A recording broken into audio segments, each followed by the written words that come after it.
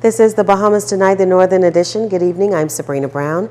It's great to have you with us. Topping the news tonight, the government's attempt to generate revenue through the implementation of a new environmental tax is creating a challenge among some tire dealers here on Grand Bahama.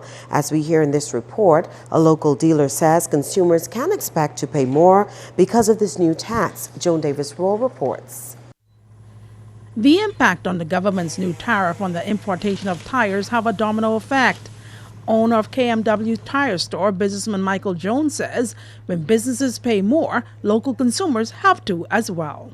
The government has find it necessary to add an environmental tax to all tires that are now entering the country. And as a result of this increase, of course, that's an increase that's going to have to be passed on to the consumer. And in addition to that increase, local garbage collection, sanitation, has also increased the collection to dispose of the tires. So that has also increased the cost of the tires as well. And so the consumer is actually finding that they are paying an extra somewhere between $8 to $10 extra for the purchase of a tire, whether it be a new tire or a used tire. The taxes on importation is one issue. Another is disposing of them. Jones says the waste disposal company Sanitation Services also recently announced a hike in services. Letters were issued by the company advising of a 100% increase, which went into effect July 1st. What sanitation has done, they have increased their collection of tires went from $200 a truckload to $400 a truckload effective the 1st of July of this year, 2013. And a lot of the tire companies were having sanitation collect their tires with one of the larger trucks that they have. Now they are saying, which is a few months later, that those larger trucks cannot collect the tires because the price that we are getting in disposing of the tires with the larger trucks is not sufficient for them to collect because of the amount of tires that those trucks are holding. So it's going to further increase the cost of tires for disposal, and which means another increase probably will be coming from some companies to dispose of your tires. So the increase of tires will probably go up again. Meanwhile, one option presented by Sanitation is for business owners to transport the disposable items to the landfill themselves. Joan Davis-Roll, ZNS Network News. A local parliamentarian is expressing concern about a number of issues that he claims may be having an adverse impact on the people of Grand Bahama.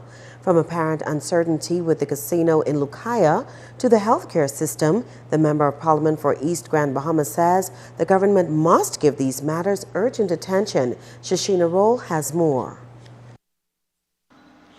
Member of Parliament for East Grand Bahama Peter Turnquest says he is concerned about the workers at the casino. Turnquest says while promises have been made to announce new operators, that is yet to happen. Meanwhile, the staff themselves remain in limbo as to whether they have long-term employment and such that they can plan for their lives. I had the opportunity to visit the casino, and looking at it, it's a very dismal picture. The number of players at the casino was very disappointing, and certainly that is not sustainable in the long term. And so it is important that the government gets on with appointing whoever it wants to select as the operator. Minister responsible Obi Wilshcombe has gone on record to say that there are a number of companies expressing an interest in the gaming facility. One Bahamian group recently came to the forefront to announce that they submitted a proposal along with their foreign partners, and they are still awaiting a response. To the extent that any group has the capability and the backing, both locally and internationally, to carry out that project, we believe they ought to be given favorable consideration, no matter who they are. And at the very least, they ought to be able to receive some kind of indication of whether their proposal is being considered in a favorable light. But Turnquest says there is also another pressing issue here on Grand Bahama.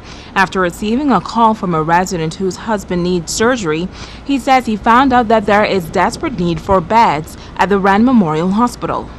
That is a ridiculous position to be in this day and time, and it points to the urgent need for an expanded hospital. The present government indicated that they wanted to build a new hospital. Well, that is a laudable goal, and certainly Grand Bahama deserves a new hospital, but we also work in a practical environment, and we have to recognize that the resources that are available may not be available for that at this time. Noting that this is a public health issue, he says something must be done to ensure that residents receive proper health care in a timely manner. If you look at the critical care block that has been constructed in Nassau, a top-notch facility. There's no reason why we ought not to be able to have a similar kind of scale down, obviously, for our population size here in Grand Bahama. He points out that the old Freeport Inn was once considered the location for an expansion of the Rand Memorial Hospital, but he says now the building sits at the heart of downtown as an eyesore, attracting many undesirables. I understand there are individuals that tote away at night the furnitures that were there, the beds and the dressers and the like. It's becoming a haven for vagrants and drug users and all the rest of them that hang out in these vacant buildings. And of course, this is right in our downtown area. It's unacceptable. He believes all of these matters should be addressed as soon as possible. Shashina Roll, ZNS Network News. Well, the Minister for Grand Bahama, Dr. Michael Darville, is responding to the claims made by the East Grand Bahama MP. He says in the matter of the Treasure Bay Casino, the government will soon be able to disclose the new operator for the Lucaya-based gaming facility. Of course, there is concern because there's excitement of what is going to happen, who the new operator would be. But ultimately, they can be rest assured that the government is fully aware of the desires and concerns that they have. And like I've said before, my office is available. If there's any specific concerns, I would definitely be available to hear their concerns and pass them on to the relevant authorities and speak directly with the minister myself concerning the matter. But to my understanding, things are progressing well, and we are in a process where there is, to my understanding, 3 operators, and they are being looked at very seriously. Dr. Darville says when it comes to the claims regarding the healthcare system and the Royal Palm Resort, the government is aware of some of those concerns. We're fully aware of the issues as it relates to the challenges we have at the hospital. We're fully aware of the building, the Old Royal Palm Resort. There is no vagrants in the building. Yes, there has been reports, and we have a documented report from the police as well as the Ministry of Works that there was some vandalism to the building. That's been going on for a long time. Any building that you have sitting for more than a year, you're going to have vandalism. And what we have to do now is we need to find a specific use for the building. And once that's done and we occupy it, the whole issue of individuals coming in and out to remove things from the building, it will be put to rest. In other news, 42-year-old Euclid Bain is now in police custody. The man who was the subject of a police bulletin last night turned himself in to officers at CDU in New Providence around 8:30 this morning. Police tell us that Bain, who is known to reside in New Providence, Fresh Creek Andros, and Bayfield Park here on Grand Bahama, was wanted on armed robbery charges. This just in, a tanker has reportedly run aground about half a mile from the shoreline off Lovers Beach in 8 Mile Rock. ZNS News has learned that the Formosa Falcon encountered low tide and is currently trapped with a portion of the vessel touching the seabed. We spoke with a boater in the area who told us that the stern of the tanker is still in deep water and that a towing company is in the area trying to assist. Meantime, the tide is expected to rise around midnight.